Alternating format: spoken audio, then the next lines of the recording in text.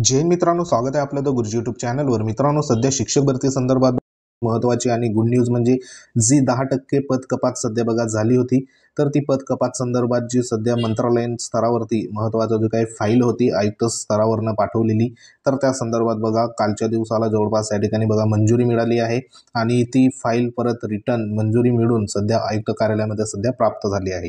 तर एकंदरीत जे काही आठवड्याभरामध्ये जी 10% पद कपात संदर्भात बघा या ठिकाणी सुरुवात होऊ शकते आणि त्याच्यावरती जी काही कार्यवाही असेल तर ती त्या ठिकाणी बघा होऊ शकते। आता महत्त्वाचं जे काही शिक्षक भरती संदर्भात या ठिकाणी जे एक आशेचं किरण सध्या बघा आलं आहे, तर ह्या आशेचं किरण संदर्भात जे महत्त्वाचे अभियोगिताधारक होते, तर त्याच्यामध्ये पुणे आयुक्त कार्यालयाच्या या ठिकाणी बघा जे काही अन्नत्याग उपोषण होतं, तर त्या ठिकाणी जे अभियोगिताधारक आणि माननीय जे काही तुषार देशमुख सर असेल किंवा मग त्यांची टीम असेल, तसंच माननीय संदीप कांबळे सर असेल, तसंच जे काही मंत्रालयीन स्तरावरती जे पाठपुरावा करणारे सध्या बघा बालुशाह माने मॅडम असेल, तर ह्या सर्वांना जे काही ह्या ठिकाणी जे श्रेय आहे तर ते आपल्याला ह्या ठिकाणी बघा देऊ इच्छितो। कारण हे 10% पद कपात अपात्र गैरहजर संदर्भात ह्या ठिकाणी मोठ्या प्रमाणावर सध्या ह्या लोकांनी बघा मोठा लढा दिला होता आणि त्याचबरोबर जे काही सामान्य अभियोगिताधारक आहे तर ते त्या ठिकाणी बघा इन्क्लूड होते।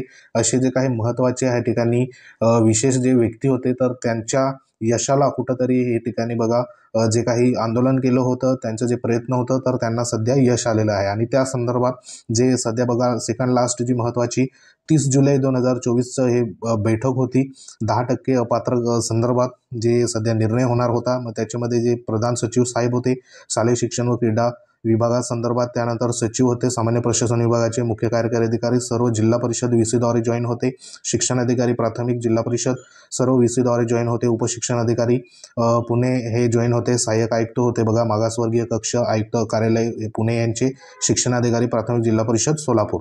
तर ह्याच्यामध्ये जो काही माननीय ह्या ठिकाणी बघा जे पडळकर साहेब होते, गोपीचंद पडळकर साहेब आणि इतर जे काही विधान परिषद सदस्य यांनी महाराष्ट्र विधान परिषद जो नियम 92 अन्वये उपस्थित केलेला जो अर्धा तास सध्या मागण्यात आला होता, सध्या बघा सूचना क्रमांक माननीय मंत्री ग्रामविकास यांनी दिलेल्या आश्वासनाच्या अनुषंगाने बैठक सध्या झाली होती। आणि या बैठकीमध्ये संपूर्ण जे काही विषय होता तर तो विषय इथं देण्यात आला आहे की सध्या बघा अर्धा तास मागितला होता आणि त्या अनुषंगाने इथं जे काही सर्व जिल्हा परिषद प्राथमिक शिक्षकांच्या बिंदू नामवल्या अनुषंगाने बैठक घेण्याचे आश्वासन दिले होते।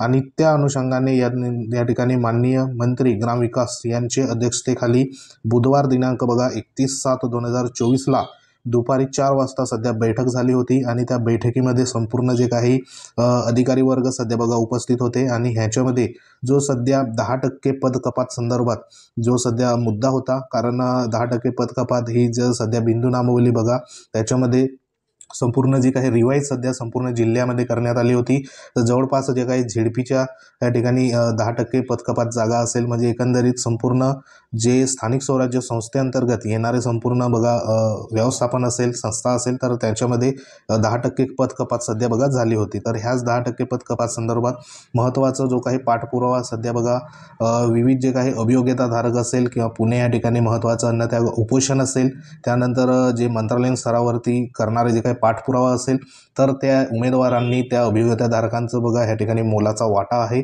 आणि एकंदरीत माननीय जे काही पडळकर साहेब आहे तर त्यांच्या अनुषंगाने ह्या ठिकाणी जे संपूर्ण जिल्हा परिषदेचे 10% पद कपात संदर्भात महत्त्वाचा जो काही बिंदू नामावली असेल, तर ती इथं बघा संपूर्ण दुरुस्ती होऊन जो सध्या प्रस्ताव होता, तर तो प्रस्ताव मंत्रालय स्तरावरनं मंजूर होऊन सध्या आयुक्त कार्यालयाला सध्या बघा पाठवण्यात आला आहे। आता नेमकी 10% पद कपात संदर्भात कार्यवाही नेमकी कधी होणार, तर त्या संदर्भात बघा माननीय जे काही दीपक केसरकर साहेब आहे शिक्षण मंत्री शालेय शिक्षण मंत्री, तर त्यांचं महत्त्वाचं या ठिकाणी जे काही प्रेस कॉन्फरन्स देखील झाली आहे, तर त्या प्रेस कॉन्फरन्समध्ये सध्या त्यांनी काय म्हटलं आहे तर ते आपण पुढे बघूया। एक गोष्ट लक्षात घेतली पाहिजे की माजी शिक्षक हा शेवटचा ऑप्शन आम्ही ठेवलेला आहे। भरती सुरू असल्यामुळे आम्ही D.ED बेरोजगारांमधून भरती करत नव्हतो, कारण ते परत क्लेम करू शकतात त्या जागेवर आणि मग त्याच्यामधून कोर्ट केसेस होऊ शकतात। आता भरती पूर्ण होते, 10%ची भरतीसुद्धा येत्या आठवड्यामध्ये मी सुरू करतो। त्या भरती पूर्ण झाल्यामुळे टेम्पररी शिक्षक ही वेगळी कॅटेगरी राहील आणि परमनंट शिक्षक ही वेगळी कॅटेगरी राहील। आणि याच्यामध्ये काही वेळेला जर इमर्जन्सी आली तर मग माजी शिक्षक असतील त्यांच्याकडून काम करून घेण्यासाठी त्याची प्रोव्हिजन त्याच्यामध्ये ठेवायला लागते, परंतु त्याचं प्रमाण 1% सुद्धा नाही आहे। एकंदर जी आता भरती होईल D.ED रोजगारांची, आणि ही पहिल्यांदा होते की त्यांना जिल्हा स्तरावर नाही मिळणार आहे, आणि ही शेवटची भरती आहे जी राज्याच्या स्तरावर होते। याच्यानंतर होणारी संपूर्ण भरती ही जिल्हा स्तरावर होणार आहे। प्रत्येक जिल्ह्यामध्ये परीक्षा होईल आणि एकाच वेळेला संपूर्ण राज्याची परीक्षा होईल आणि त्यासाठी मॉडेल क्रिएट केलं.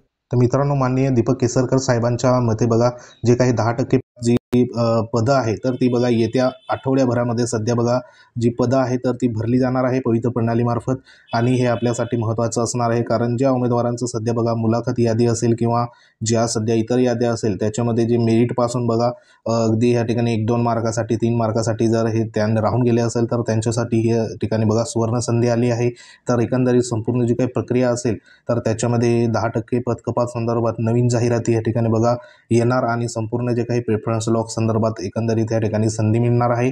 आणि त्या अनुषंगाने बघा आपल्याला जी काही न्यूज बुलेटिन असेल तर ती न्यूज बुलेटिन येत्या 1-2 दिवसामध्ये आपल्याला पाहायला देखील मिळू शकते. तर सध्या 10% पदकपात हे महत्त्वाचं होतं आणि त्याचबरोबर जे अपात्र आणि गैरहजर संदर्भात जी पदं आहे तर ती देखील महत्त्वाची असणार आहे. एकंदरीत संपूर्ण शिक्षक भरती सध्या बघा अंतिम टप्प्यात आलेली आपल्याला ह्या ठिकाणी दिसून येत आहे. तर आशा करूया लवकरात लवकर म्हणजे ह्या ठिकाणी 1 आठवड्याभरामध्ये संपूर्ण जे काही शिक्षक भरती आहे तर त्या शिक्षक भरती संदर्भात या ठिकाणी 10% पदकपात संदर्भात आणि इतर जी काही अपात्र गैरहजर संदर्भात या ठिकाणी आपल्याला माहितीच पडेल. तर सध्या तरी हे एक महत्त्वाची अपडेट होती. अपडेट आवडली असेल तर व्हिडिओला लाईक करा. तुम्ही जर आपल्या चॅनलवर नवीन असाल तर चॅनलला सबस्क्राईब करा, जेणेकरून तुम्हाला अशाच प्रकारच्या लेटेस्ट अपडेट तुमच्यापर्यंत आम्ही वेळोवेळी पोहोचवत जाऊ. तर भेटू आपण एखाद्या महत्त्वाच्या इन्फॉर्मेशनमध्ये. तोपर्यंत जय हिंद, वंदे मातरम.